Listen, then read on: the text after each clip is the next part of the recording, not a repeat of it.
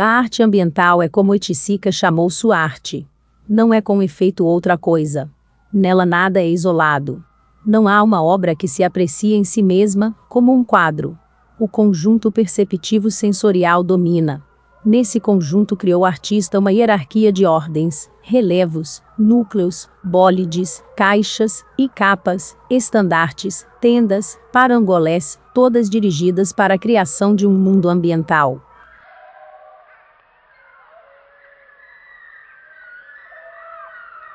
O artista passou da experiência visual, em sua pureza, para uma experiência do tato, do movimento, da fruição sensual dos materiais, em que o corpo inteiro, antes resumido na aristocracia distante do visual, entra como fonte total da sensorialidade.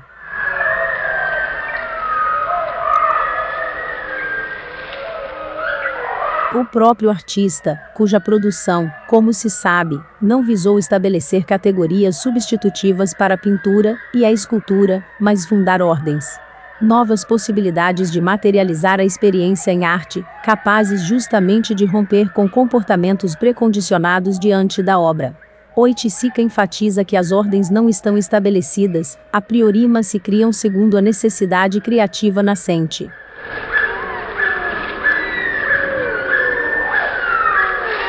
Cada ordem corresponde a uma característica ambiental definida, mas relacionada às outras, de modo a formar um todo orgânico. Todas convergem para a necessidade de estimular uma participação social ambiental, incluindo aí fundamentalmente uma posição ética, que se resume em manifestações do comportamento individual.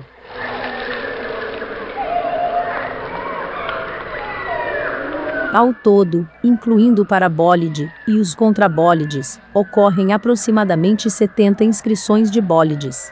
Até 1965, são realizados em torno de 30 peças entre bólides caixa e bólides vidro, e, de 1966 em diante, acrescido da experiência das manifestações ambientais e da conceituação dos termos apropriação e anti-arte, o bólide passa a se desdobrar em diversas outras espécies, como bólide bacia, bólide pedra, bólide lata, bólide luz, bólide plástico.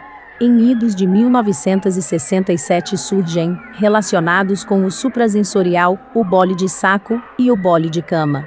Juntos, sinalizam a passagem, dentro dessa ordem propositiva, de uma vivência compatível com a escala da mão para outras, cujas dimensões podem envolver todo o corpo.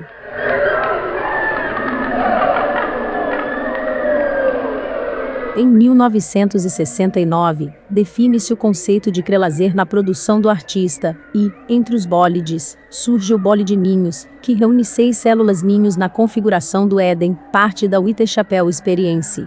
Já em 1978, Oiticica planeja o parabólide e realiza o contrabólide devolver a terra, e o contrabólide atua na minha, desdobrando a ordem do bólide em novas possibilidades.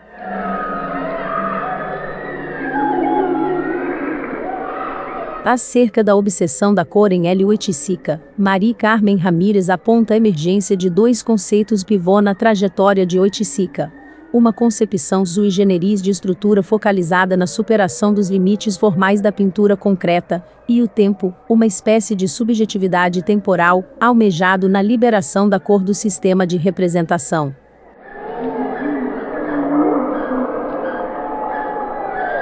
O artista opta pela redescoberta da cor a partir do seu grau zero, deflagrando-a não apenas como o primeiro e o último significado da estrutura pictórica, mas como um ato de consciência. A autora conclui daí que, na obra do artista, a cor refere-se à liberação da subjetividade, a uma vivência, ou a um nível intensificado da experiência.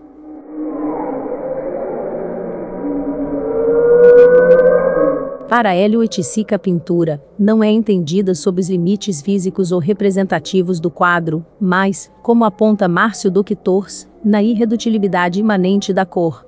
Desde 1959, o artista dedica-se à reflexão acerca da cor, atribuindo-lhe um valor existencial, uma duração, um sentido vivencial no ambiente. Para Oiticica, a cor possui uma estrutura própria, independente da forma qual ela se liga num quadro. A cor existe em princípio indeterminadamente no mundo objetivo. Nessa compreensão, a cor torna-se um sistema autônomo, que prescinde das instâncias representativas.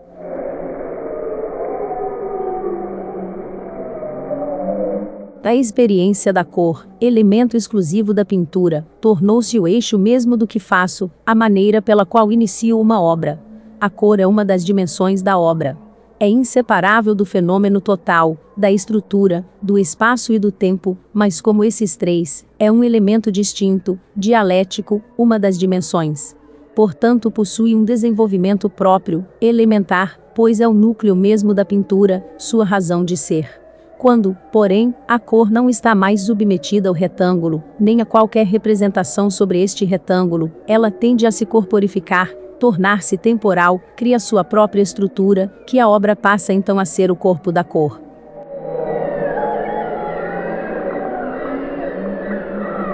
O tempo que se coloca como duração contempla vivências e, associado à autonomia da cor de suas funções representativas, mostra-se capaz de instaurar uma experiência artística com base na ação e no que é obtido sensorialmente. A pintura proposta por Oiticica, segundo Lisette Lagnado, se afirma como uma experiência de tempo espacializado, cuja percepção passa necessariamente pelo corpo. Nem poderia ser diferente se passasse pela consciência, pois para Oiticica o conhecimento da realidade exterior e do mundo interior não é fruto de uma racionalidade, mas de uma vivência.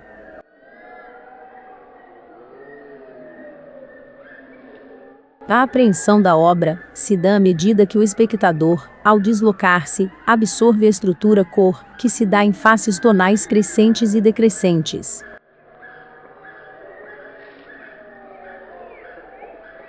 Os bólides reivindicam a totalidade da cor de modo mais sintético que as antecessoras, núcleo e penetráveis. Os primeiros exemplares dessa nova ordem surgem em fevereiro de 1963 sob a forma de caixas e blocos coloridos, em escala de objeto. Eles tratam de dar corpo à cor em estruturas manipuláveis, que se põem ao alcance da mão. Pelo manuseio, permitem a abertura, o fechamento e o deslizamento das partes e compartimentos que os compõem.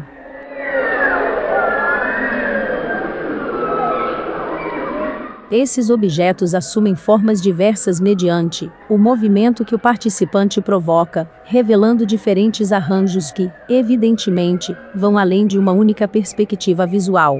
Os blocos, ou caixas, de cor, diz Oiticica, são massas expressivas da totalidade da cor, antes de ser uma análise do desenvolvimento da estrutura cor.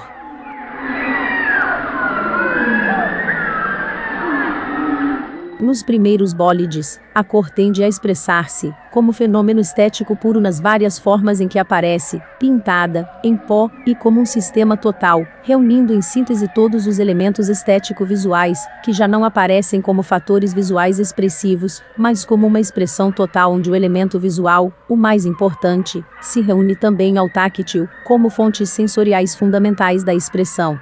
Esses elementos já não se limitam aos efeitos, por exemplo, o óptico na visão, ou textural no táctil, pois aqui entra a participação direta corporal do espectador, mas fazem parte do todo expressivo, onde já não interessam análises dos elementos desmembrados, mas a apreensão da significação total da obra.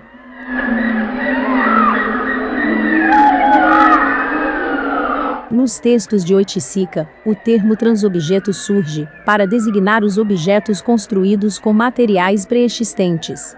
Em outubro de 1963, registra: a necessidade de dar à cor uma nova estrutura, de dar-lhe corpo, levou-me às mais inesperadas consequências, assim como o desenvolvimento dos bólides opacos, caixas pintadas aos transparentes com potes de vidro, onde a cor não se apresenta nas técnicas a óleo e a cola, mas no seu estado pigmentar. Aí, a cuba de vidro, que contém a cor, poderia ser chamada de objeto pré-moldado, visto já estar pronta de antemão. O que faço ao transformá-lo numa obra, não é a simples lirificação do objeto, ou situá-lo fora do cotidiano, mas incorporá-lo a uma ideia, fazê-lo parte da gênese da obra, tomando-lhe assim um caráter transcendental, visto participar de uma ideia universal sem perder a sua estrutura anterior. Daí a designação de transobjeto adequada à experiência.